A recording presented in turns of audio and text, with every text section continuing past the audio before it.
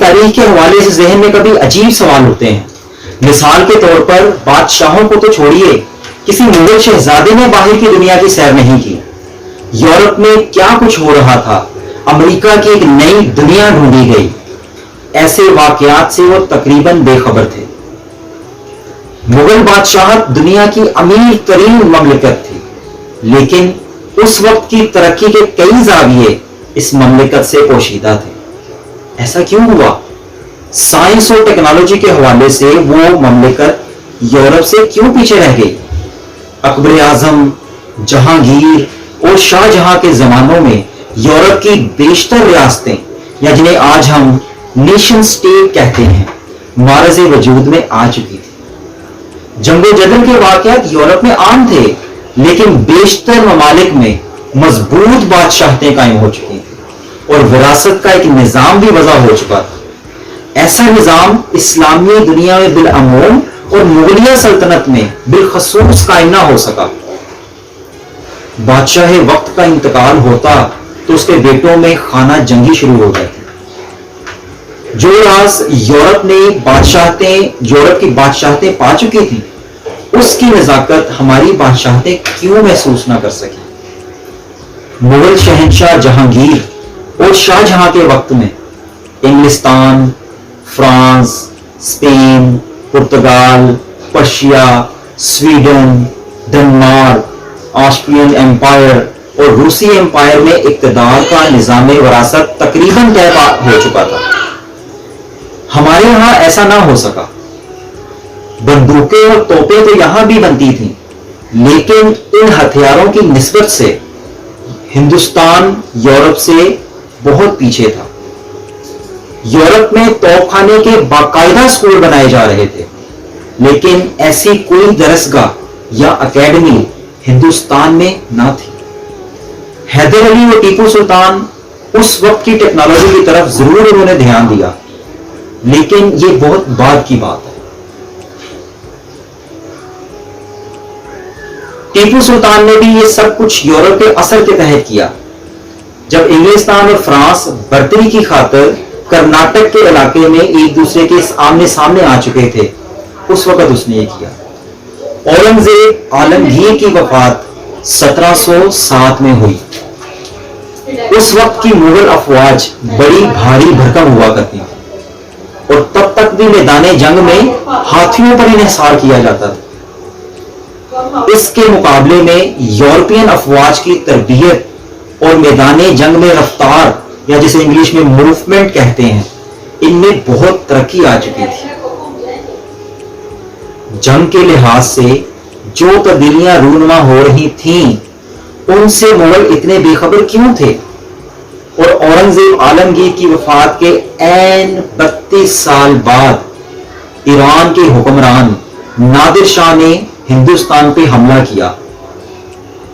جیسے مکھن میں سے چھری گزرتی ہے, اس انداز سے نادر شاہ کی فوج دہلی کے قریب پہنچ گئی.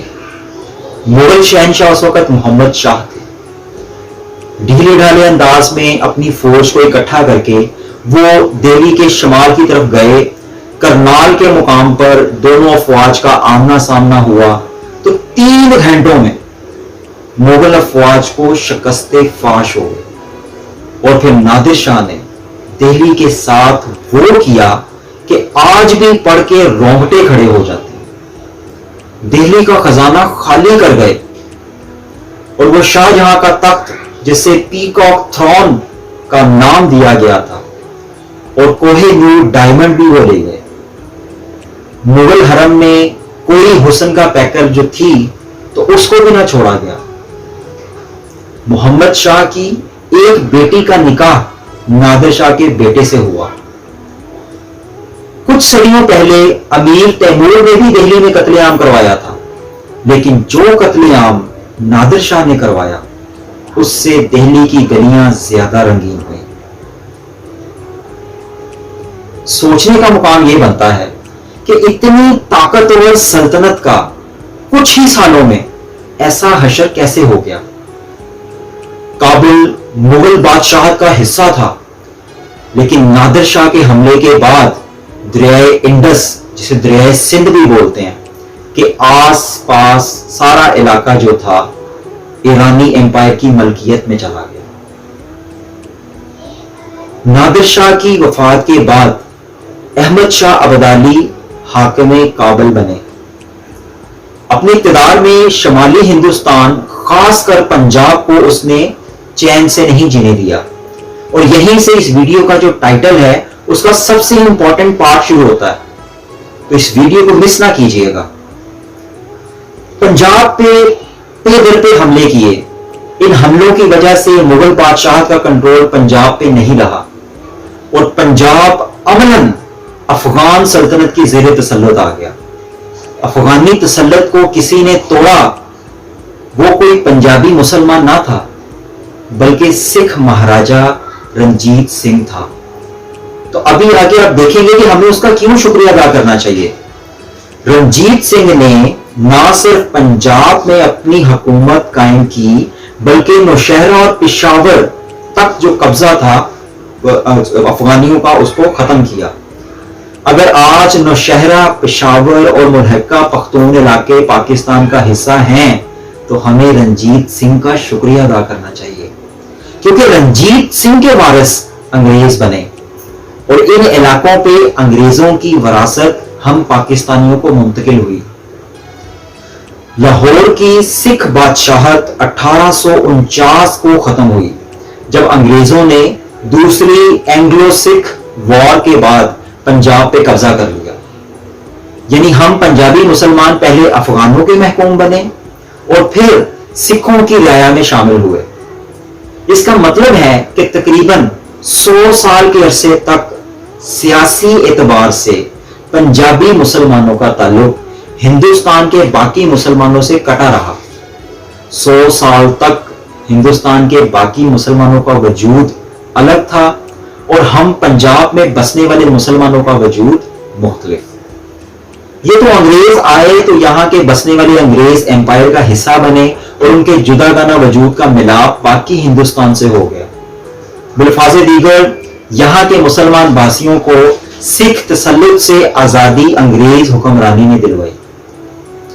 اس پس منظر کو اگر سامنے رکھا جائے تو ہم جو آج موجودہ پاکستانی مملکت کے کرتا دھرتا ہیں، ہمارا تاریخی وجود بڑا دھندلا سا لگتا ہے۔ ہماری آزاد حیثیت تو کبھی رہی نہیں۔ مغلوں کے جانشین ہم اپنے آپ کو سمجھتے ہیں، لیکن جیسا اوپر بیان کیا جا چکا ہے کہ اس جانشینی میں ایک بہت بڑا وقفہ آیا جب پنجاب پہ یہ تسلط پہلے افغانوں کا تھا پھر سکھوں کا۔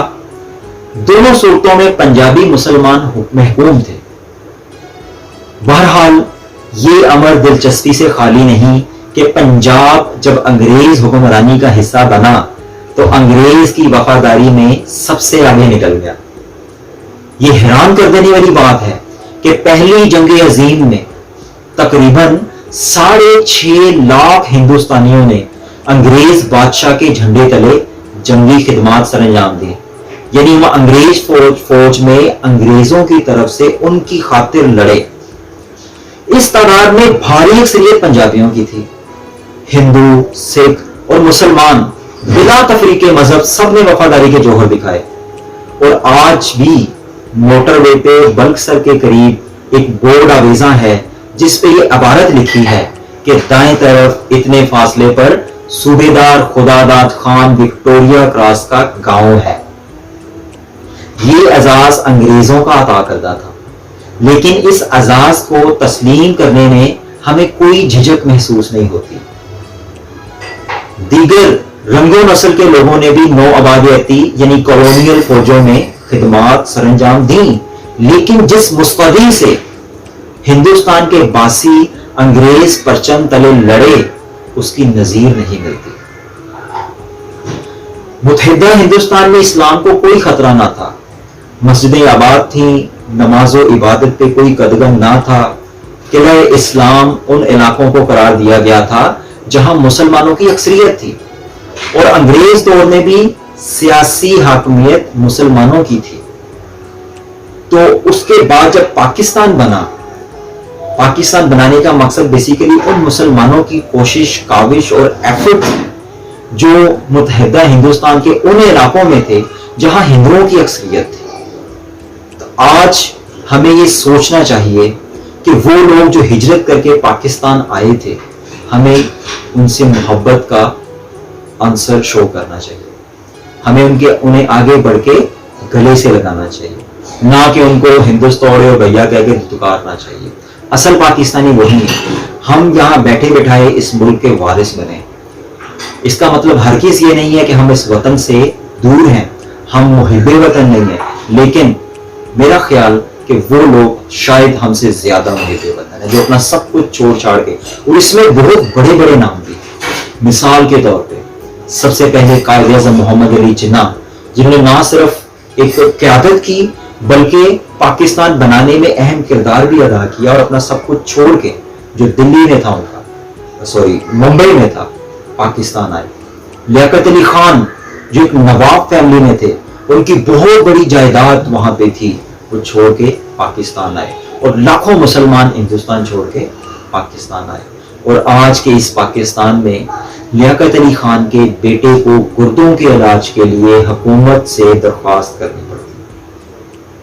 اور یہ وہ مقام ہے جہاں پہ ہمیں سوچنا پڑے گا کہ ہسٹری میں مسلمانوں سے آخر ایسی کیا غلطی ہوئی جس کی وجہ سے ہم لوگ نہ صرف خطے کے طور پہ ایک دوسرے سے دور ہیں بلکہ دلی طور سے بھی دور ہیں.